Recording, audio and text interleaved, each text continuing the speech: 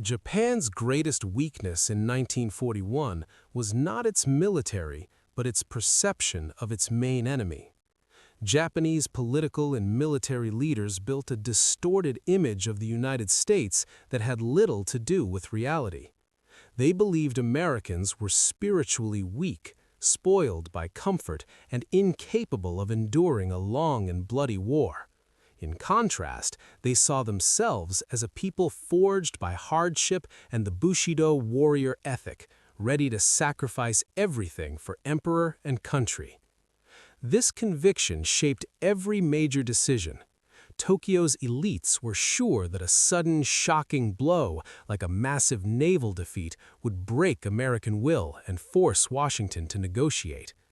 They viewed the United States as a society of shopkeepers and factory workers driven by profit and comfort, unlikely to tolerate high casualties or prolonged hardship. Intelligence reports from Japanese officers in America seemed to confirm this bias. They highlighted labor strikes, political divisions, isolationist movements, and the small size of the U.S. peacetime military. Japanese planners concluded that the United States, though industrially impressive, would need years to fully mobilize, while Japan would use that time to secure an unbreakable defensive perimeter across the Pacific. They also saw American culture as violent, chaotic, and shallow. Hollywood films, gangsters in big cities, and materialistic values appeared to prove that the United States lacked spiritual depth and discipline. Almost everyone in the Japanese leadership accepted this picture, except one crucial figure, Admiral Isoroku Yamamoto.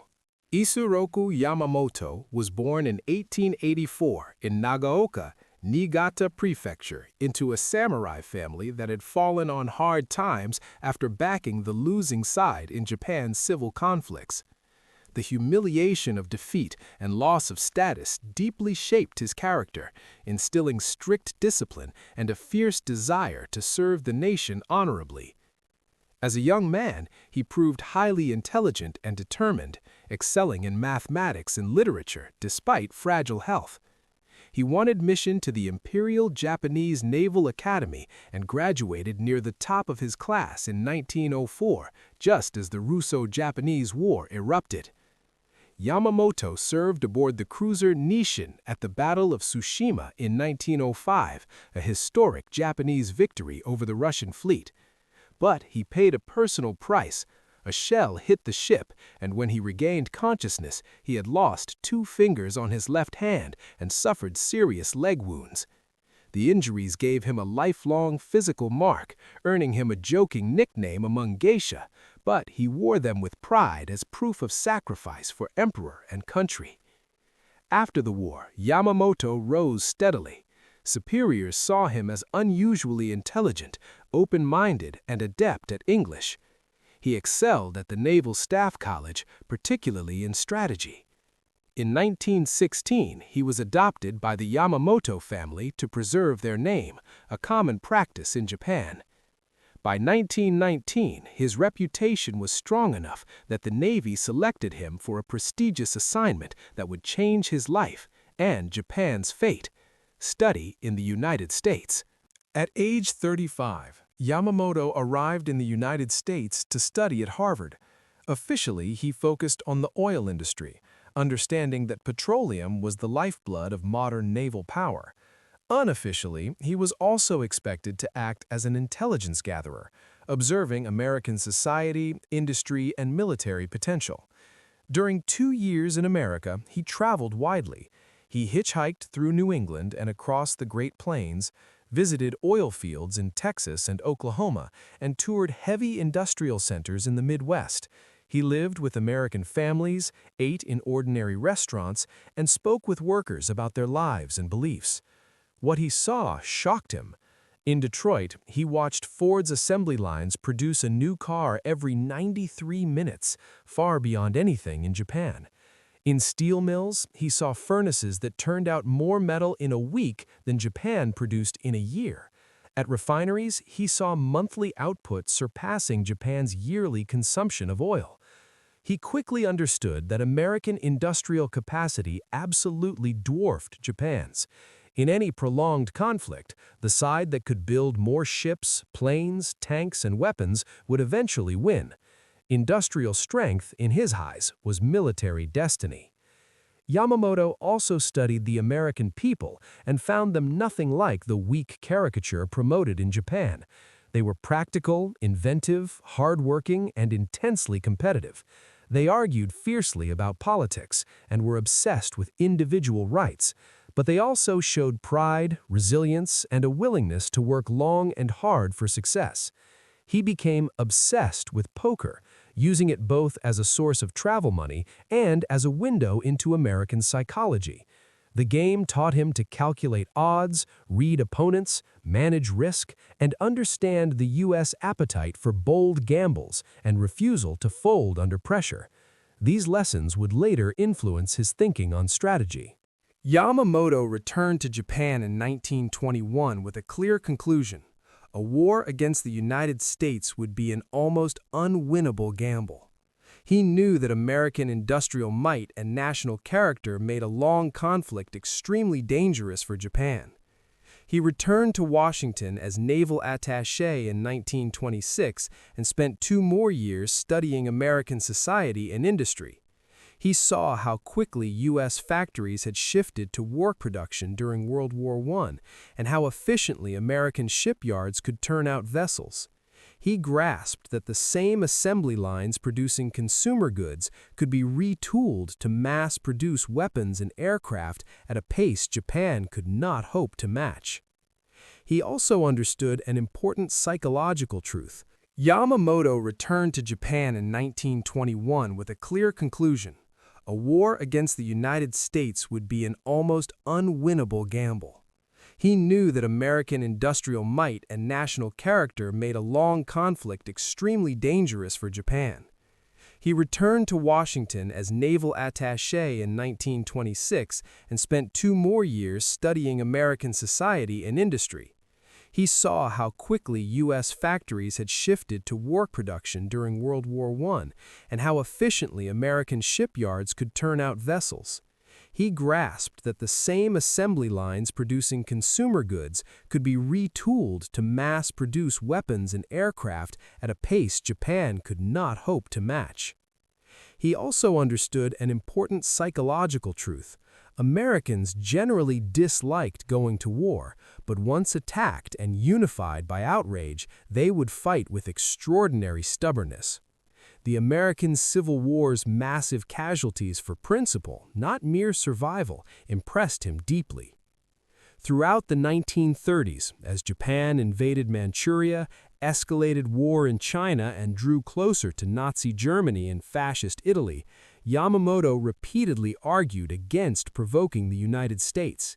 He opposed expansionist policies, knowing they would risk confrontation with an opponent Japan could not defeat in a long conflict. His views made him many enemies among ultranationalists and army hardliners who accused him of being corrupted by American influence. He received frequent death threats. To protect him, the Navy eventually moved him away from Tokyo, appointing him commander of the combined fleet, a powerful but also somewhat isolating position. When asked directly about Japan's chances in a war with the United States, Yamamoto famously replied that he could promise strong results for about 6 months, but had no confidence at all if the war dragged on for 2 or 3 years. In other words, Japan might win quickly or not at all. No one in power truly acted on this warning. Despite Yamamoto's opposition to war, Japan's leadership ultimately chose confrontation. In October 1941, General Hideki Kojo, a longtime advocate of expansion and one of Yamamoto's old adversaries, became prime minister. Under his leadership, Japan moved decisively toward war with the United States and Britain. Yamamoto was ordered to design a plan to neutralize American naval power in the Pacific. As a loyal officer, he obeyed, even though he believed the overall war strategy was fundamentally flawed. His solution was bold and risky: a surprise carrier-based airstrike on Pearl Harbor, aiming to cripple the U.S. Pacific Fleet at the outset. On December 7, 1941, Japanese carriers launched 353 aircraft in 2 waves against Pearl Harbor. The attack was tactically brilliant. 8 American battleships were sunk or damaged, and around 2,400 Americans were killed. In military terms, it was one of the most successful surprise attacks ever conducted. Yet key targets, American aircraft carriers, fuel storage facilities, and repair docks, survived or were left intact. More importantly, Yamamoto understood something his celebrating subordinates did not: the political and psychological impact. Rather than shocking the United States into submission, Pearl Harbor unified the American public in fury. Congress declared war with almost no dissent. Men rushed to enlist. Factories began to convert to war production far faster than Japanese planners had predicted. Yamamoto later wrote that there was no honor in striking a sleeping enemy, and warned that people who felt grateful to him for keeping air raids away from Japan should instead thank the Americans for not yet unleashing their full power. In his view, once the United States fully mobilized, cities like Tokyo would be indefensible. For roughly 6 months after Pearl Harbor, Japanese forces achieved sweeping victories across the Pacific. They seized Hong Kong, the Philippines, Malaya, Singapore, the Dutch East Indies, Burma, Wake Island, and Guam. The empire's reach expanded dramatically, and many Japanese believed in their own invincibility. Yamamoto, however, knew the clock was ticking. To secure Japan's early advantage, Yamamoto knew he had to destroy the remaining American aircraft carriers before U.S. industry came fully online. He devised a plan to lure them into a trap at Midway Atoll, a small island northwest of Hawaii. The plan was extremely complex, splitting Japanese forces into multiple widely separated groups. Yamamoto hoped to spring a decisive ambush similar to Japan's earlier victory over Russia at Tsushima. What he did not know was that American code breakers had partially cracked Japanese naval codes. They identified AF in intercepted messages as Midway and confirmed it by sending a fake report about water shortages, which the Japanese repeated in coded traffic. Armed with this intelligence, Admiral Chester Nimitz positioned 3 U.S. carriers, Enterprise, Hornet, and Yorktown, near Midway, waiting for the Japanese. On June 4, 1942, Japanese aircraft attacked Midway's defenses, believing they held the initiative. Early in the battle, American torpedo squadrons launched brave but almost suicidal low-level attacks and were massacred, failing to land a single hit. Their sacrifice, however, pulled Japanese fighters down to low altitude and disrupted deck operations. Soon after, American dive bombers arrived over the Japanese carriers at a perfectly timed moment, finding their decks crowded with fueled and armed planes. In the space of minutes, 3 carriers, Akagi, Kaga, and Soryu, were fatally hit and turned into blazing wrecks. Later that day, the 4th carrier, Hiruyu, was also destroyed. In a single battle, Japan lost 4 frontline carriers and most of its best naval aviators, the same force that had struck Pearl Harbor.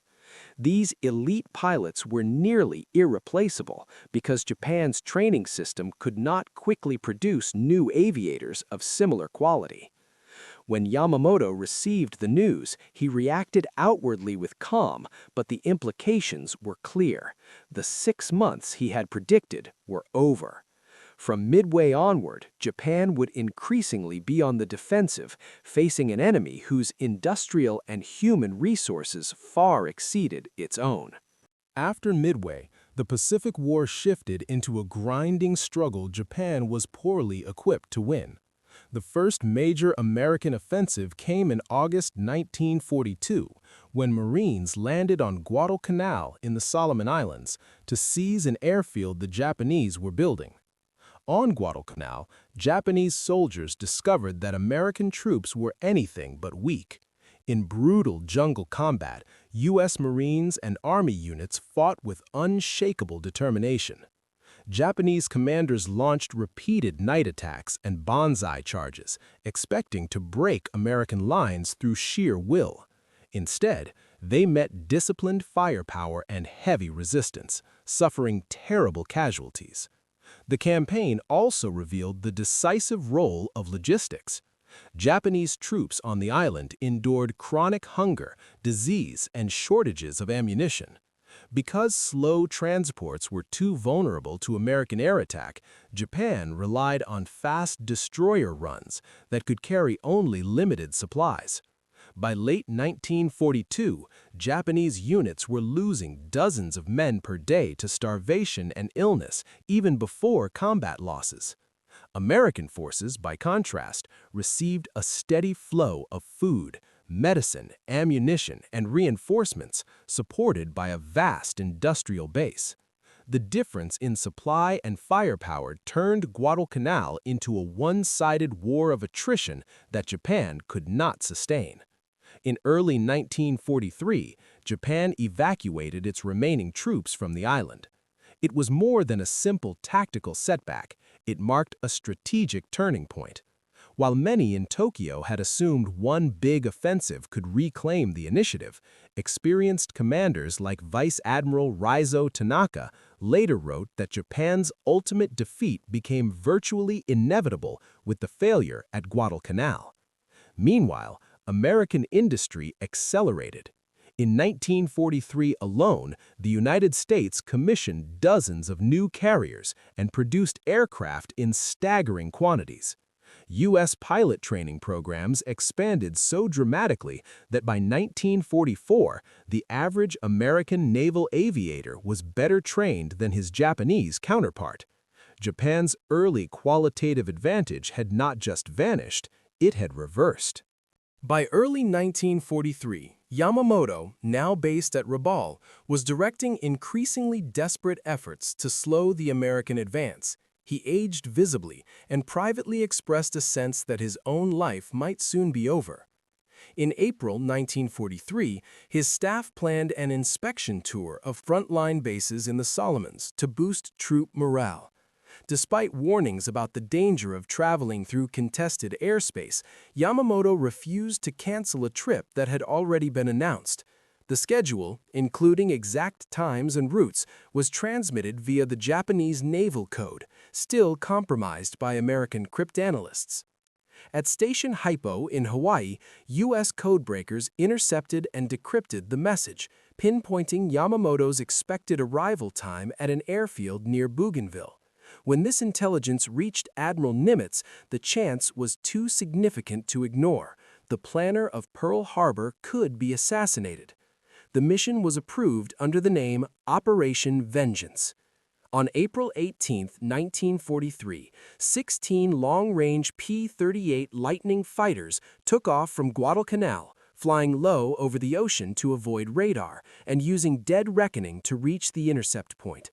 They arrived almost exactly on schedule as Yamamoto's two bombers, escorted by fighters, approached Bougainville.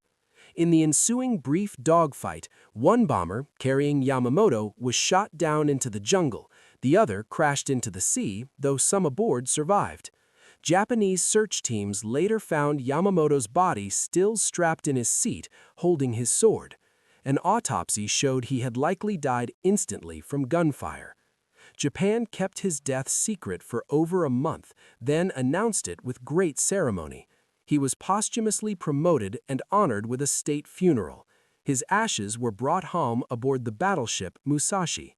To many Japanese, the loss was not only a blow to morale, but the symbolic end of their most capable strategist.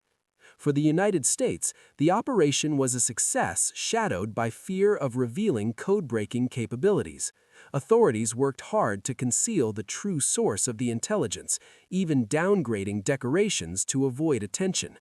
But the larger meaning was clear. The United States would reach deep into enemy territory to strike key figures.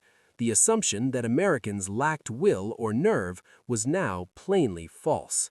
After Yamamoto's death, the war ground on for more than 2 years, but its direction was fixed. The United States advanced across the Central and Southwest Pacific through a series of island-hopping campaigns, bypassing some strongholds and capturing key bases to bring bombers and fleets ever closer to Japan. Battles like Tarawa, Saipan, Peleliu, Iwo Jima, and Okinawa demonstrated repeatedly that American troops would accept huge casualties and fight to the end.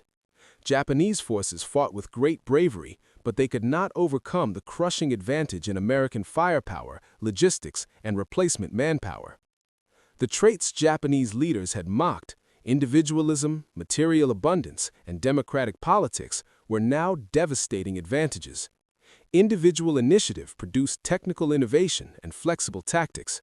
Industrial power guaranteed overwhelming quantities of weapons, vehicles, and ships.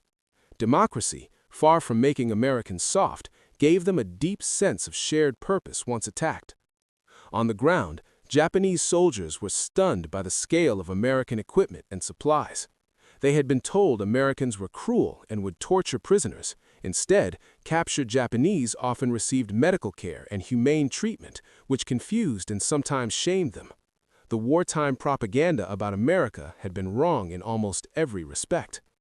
By 1945, American B-29 bombers were devastating Japanese cities with firebombing raids.